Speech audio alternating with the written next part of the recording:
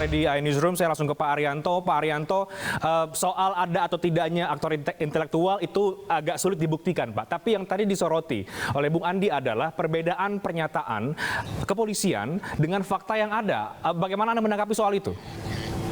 Perbedaan yang mana? Itu keterangan-keterangan itu tadi kan mengenai gas mematikan apa tidak. Bagi saya ya Pak ya, gas air mata itu mau mematikan apa tidak itu nggak perlu dibahas di sini Pak. Karena yang mengakibatkan kematian di lapangan itu bukan karena gas air mata, tetapi penembakan gas air mata itu ke tribun sehingga orang panik, lari, pintunya ditutup. Nah, mestinya yang dicari itu penyebabnya ini Pak, gitu Pak. Siapa? Polisi itu. Polisi kan menembak gitu ya Pak. Itu menurut saya ukurannya itu bukan standarnya Pak. Jadi jangan dianggap ini polisi berlebihan nembaki pakai gas air mata, bukan. Yang salah adalah polisi yang menembak ke tribun itu. Mesti digali itu. Dia itu apakah memang karena bodohnya atau disuruh atau dipengaruhi oleh intelektual. Itu Pak. Kemudian yang nutup pintu itu juga dikejar. Jadi saya ngomong di sini saya bukan belain polisi nggak salah, tidak Pak. Tapi saya ingin meluruskan rakyat ini jangan diadu domba oleh intelektual dader. Jadi yang salah menurut Anda siapa Pak Arianto? Yang apa? Yang salah dalam kasus kematian di Kanjuruhan ini? Yang nomor satu adalah ya intelektual dader yang nyuruh nembak ke tribun dan yang menyuruh nutup pintu itu yang paling mutlak. Kemudian kalau PSSI ya mungkin ada kesalahannya karena kelalaiannya lah apa itu semua itu menjadi penyebab. Tapi seandainya tidak terjadi itu Pak, penembakan ke tribun dan dibarengi dengan penutupan itu pertandingan aman-aman aja Pak. Baik, jadi Pak Arianto. kita keliru dikirim ke situ. Baik, Pak Arianto, kalau kemudian Anda mengatakan bukan karena gas air matanya, tapi penembakan gas air mata. Tapi kan kandungan yang kadaluarsa ini yang kemudian tengah ditelaah. Itu no problem tuh. Kandungan itu mau matikan mau enggak ada apa-apa. Sekali lagi saya katakan Pak ya, gas air mata ditembakkan ke tribun itu menjadikan orang bubar. Akibat bubar dan kemudian lari ke tempat pintu tapi pintunya ditutup. Itu yang menyebabkan kematian Pak. Injek bukan karena itu. Baik. Kita jangan dipancing oleh mereka, dibodoh-bodohin, kita di sini. Baik. Kasihan kita rakyat itu. Bela yang 131 yang mati itu Pak, siapa pelakunya? Kejar itu. Baik. Mas Andi, Anda sepakat apapun kandungannya itu bukan menjadi penyebab utama dari kematian di Kanjuruhan? Iya, kalau dari pertemuan kami dengan saksi dan juga sejumlah korban, mereka memiliki dampak yang serius terhadap kesehatan mereka, begitu. Mulai dari dampak penglihatan hingga dampak dari gangguan pernafasan mereka. Bahkan hingga saat ini ada korban yang masih sulit untuk bernafas. Nah, itu yang pertama.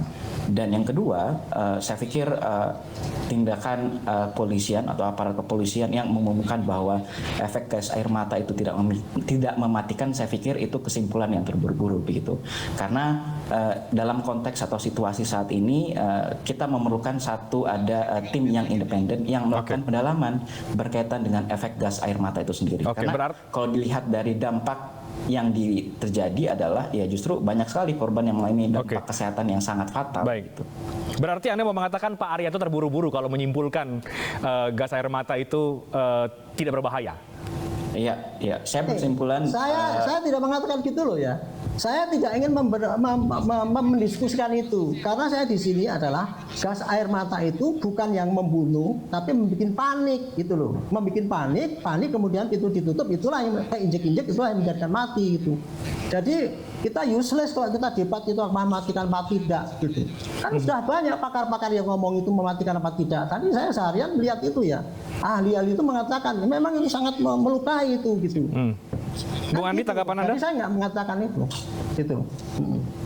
Iya, dari berbagai rentetan peristiwa dan juga informasi yang disampaikan oleh aparat kepolisian, lagi-lagi saya mau mengatakan bahwa dalam kondisi hari ini kita tidak boleh percaya begitu saja apa yang disampaikan oleh aparat kepolisian.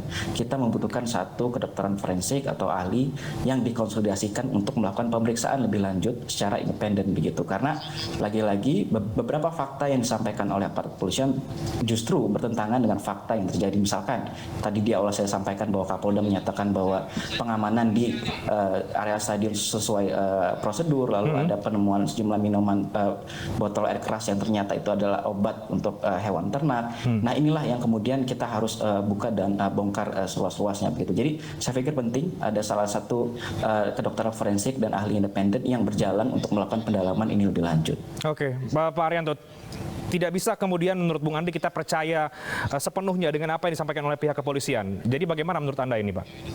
Ya itu kan pendapat kontra, silahkan aja gitu.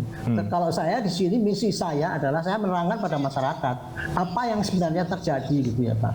Kalau polisi kemarin tuh Humas mengatakan bahwa ini tidak mematikan dan sebagainya itu kan seakan-akan tangkisan bahwa itu bukan salah polisi karena gas air mata ya. Saya mengatakan di sini gas air mata itu memang tidak mematikan, merupakan, tapi akibat itulah panik sehingga pintu ditutup, itulah yang menyebabkan kematian. Itu yang mestinya dikejar Pak oleh TGPF segala itu. Dan kita terpancing diskusi sini nggak ada gunanya kayak gini. Oke, baik. Pak Arianto, singkat, Anda masih optimistis bahwa ini kasusnya akan terbuka terang benderang secara fair? Ya, kalau ngejarnya kepada siapa yang menyuruh menembak gas air mata itu dan siapa yang menyuruh menutup itu pasti akan kena siapa yang menyuruh Pak gitu. Baik, Bu Andi, terakhir ke Anda. Kita lihat sekarang ini saling lempar-lemparan ini. PSSI mengaku tidak bertanggung jawab, penyelenggara juga demikian, polisi dengan TGPF berbeda. Apa berikutnya menurut Anda? Anda masih yakin bahwa ini akan terbuka terang benderang secara adil? Iya, bagi kami begini. Pertama berkaitan dengan aktor. Dari temuan awal Singkat, kami Bung Andi. bahwa Iya.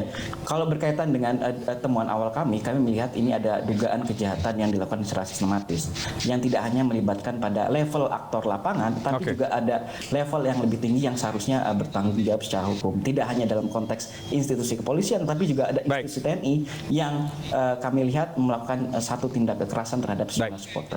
Baik, kita tangkap poinnya. Terima kasih banyak Pak Arianto dan juga Bu Andi. Kita akan kawal bersama mengusut tuntas tragedi Kanjuruhan karena ini menelan ratusan nyawa supporter dan juga mencederai sepak bola Indonesia. Terima kasih banyak Bapak-bapak, selamat malam. Dan dialog tadi sekaligus menutup jumpa kita di iNewsroom. Tahun ini ajang kompetisi Wirausaha Muda Mandiri 2022 kembali digelar. Daftarkan ide serta bisnis terbaik Anda di www.wmm.id. Saya Reinhard Sirait pamit. Terima kasih, sampai jumpa.